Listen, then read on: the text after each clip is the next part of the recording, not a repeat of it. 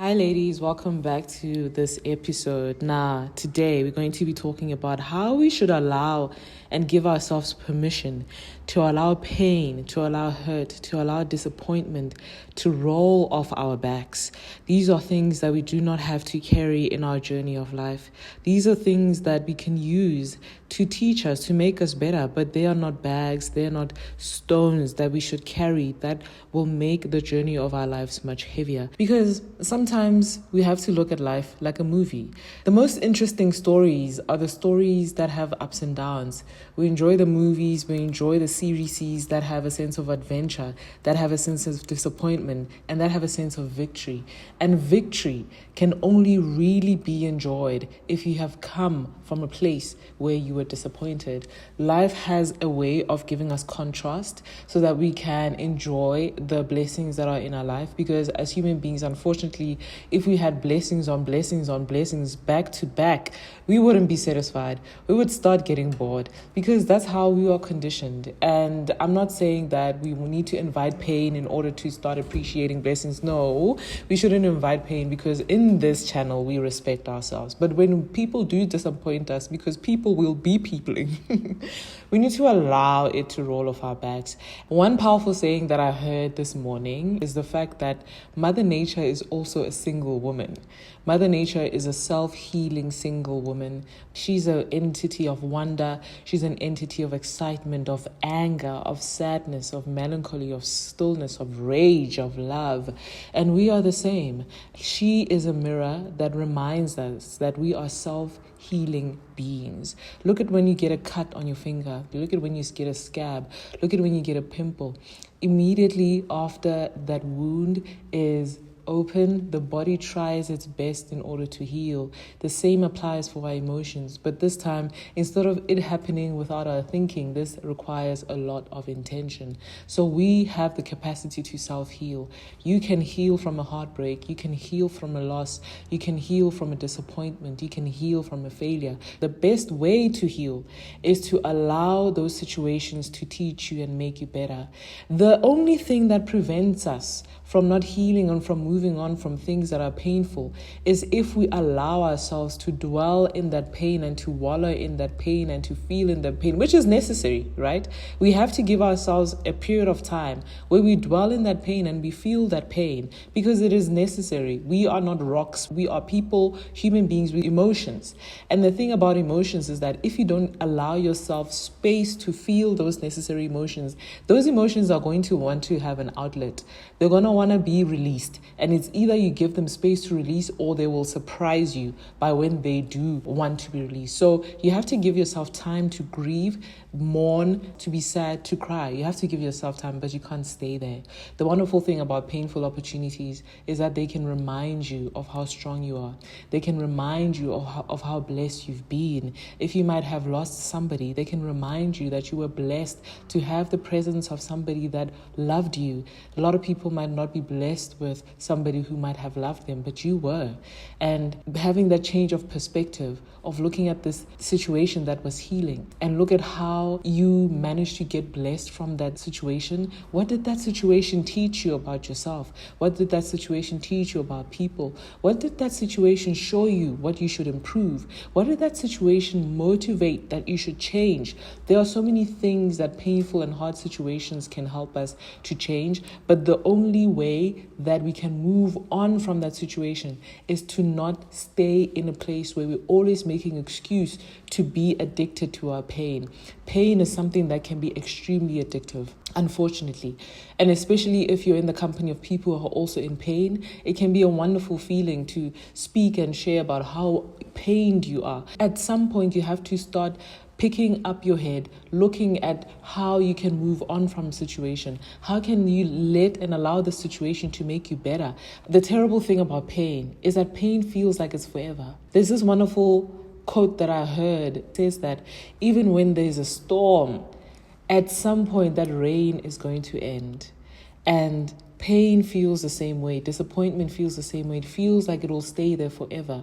But as long as you repeat a mantra like that, even though it storms, at some point the rain is going to end. At some point that pain is going to end. At some point that heartbreak is going to end, because we are self-healing beings. You will get over that loss.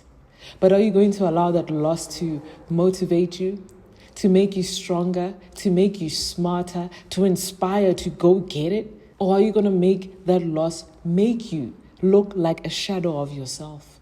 You have everything within you to live the life that you desire. You deserve to be joyous. You deserve to be happy. You are worthy of good, positive emotion. If you need to take time to feel your feelings, to shed a tear, to go gather yourself, to go take a walk, to go take a nap, to dance it out, to maybe go grab a cup of coffee, do that. But don't be the person that transfers that energy to another person. Be better than that. Show these people that you're not a low vibrational being, you're a high vibrational being. Stay in that space where you attract your blessings. Your perspective should always be looking at joy, be looking at gratitude. Don't allow anybody to steal that away from you. These people who think that I am lesser than, who want to dump these negative low vibration energies on me, I'm not going to allow them to win.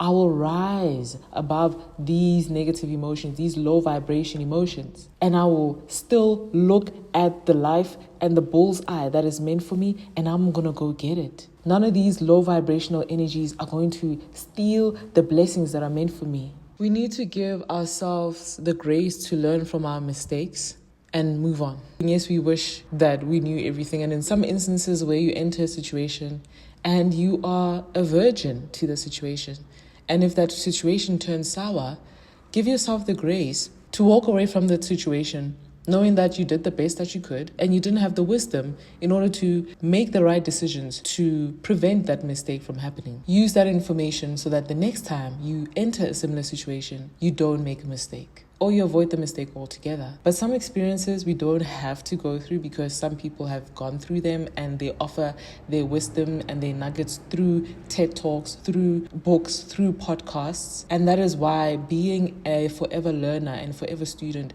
it is so important. Because if you're a student of psychology, if you're a student of femininity, if you're a student of whatever skill that interests you, you can learn the skills in order to monitor your emotions, strengthen your emotions, know how to bounce back much faster. And I love to look at content like a diet. There is unhealthy content where it's like your reality shows and, these other shows that are not educational in nature. And there are healthy shows where it's your presentations, your lectures, or maybe podcast conversations that are edifying. And we also need to think about the kind of brain and the kind of intellectual capacity we want to hold, because the perspective that we have in our brain is going to determine not only the quality of our thoughts, but also the quality of the words that we speak to ourselves, but also the quality of the actions that we put out into the world. And depending on how strong and how real and how good the information that you possess in your brain is, it is going to determine how you face the world. And I would recommend that you listen to podcasts like these and other wonderful podcasts that remind you that you have a shot in this world.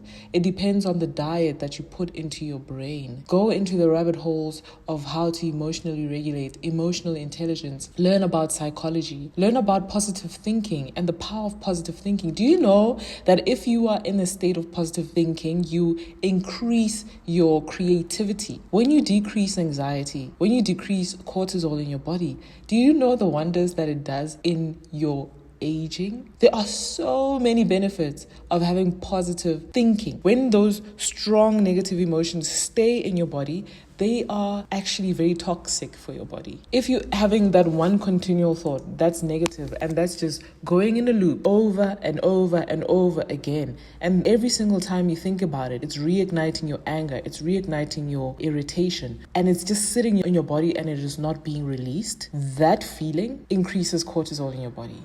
And cortisol is a hormone that you don't want sitting in your body. That is a stress hormone. We don't want stress sitting in your body. That's why, ladies, so many femininity channels encourage journaling. Emotions need a space of release. You don't have to talk to a person or a therapist. Talk to yourself and be honest with yourself about how you feel. Ask yourself, how do I feel about this?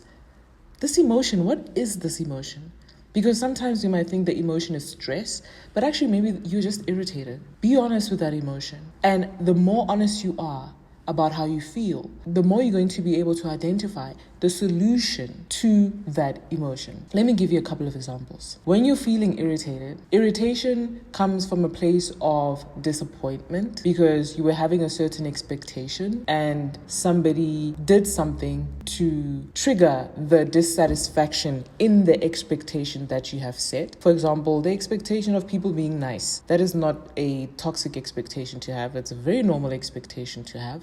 But sometimes people might fall short of that expectation.